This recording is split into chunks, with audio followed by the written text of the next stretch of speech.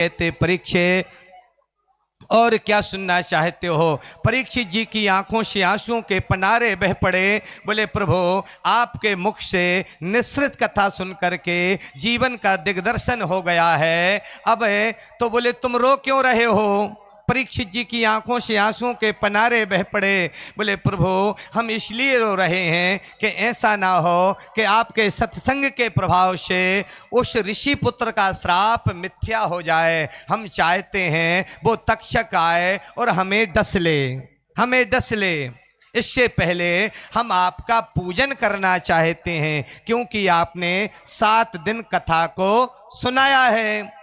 सुखदेव जी ने कहा पूजन तो कर सकते हो, पर पूजन करने का अधिकार केवल श्रोता को है। व्यास का पूजन करने का अधिकार किसको है? जिसने भागवत सुनी हो। तो परीक्षित हम एक प्रश्न करेंगे, यदि तुम प्रश्न का उत्तर दे दोगे तो तुम्हें पूजन करने का अधिकार है। तो 7 दिन में लगभग 2 लाख प्रश्न परीक्षित जी ने सुखदेव जी से किए। अब सुखदेव जी एक प्रश्न परीक्षित से करते हैं कि बताओ परीक्षित, तक्षक सर्प वहां से तुम्हें डसने के लिए निकल चुका है, बताओ तक्षक सर्प तुम्हें काटेगा?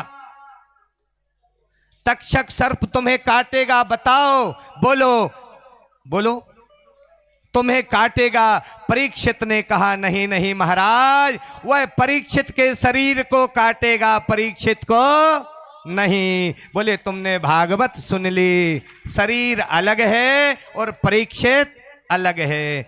जिस दिन हम समझ लें कि शरीर अलग है, परीक्षित हम अलग हैं, उस दिन मानो हमने भागवत सुन ली। उसी समय तक्षक आया है, परीक्षित को डसा है, परीक्षित का उद्धार हुआ है। परीक्षित के पुत्र जन्मेजय को क्रोध आया है, क्रोध में आके सर्पेष्ठी यज्ञ किया है। आस्तिक मुनि का आगमन हुआ है, आस्तिक मुनि के समझाने पर जन्मेजय ने यज्ञ को समाप्त किया है। इस तरह से श्रीमद् भागवत जो है, ले चले मन को, श्रीमद् भागवत जो है ये नारायण ने ब्रह्मा को सुनाए, ब्रह्मा जी ने अपने मानस पुत्र देव ऋषि नारद जी को सुनाए, और नारद जी ने सरस्वती नदी के तट पर शम्याप्रास आश्रम में चतुर्श्लोकी भागवत वेद व्यास भगवान को सुनाए, और 4 श्लोक के 18,000 श्लोक वेद व्यास ने किए।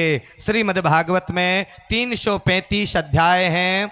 श्रीमद् भागवत में सभी लोग सुनेंगे, श्रीमद् भागवत में 335 अध्याय हैं, 18,000 श्लोक हैं, 12 स्कंध हैं।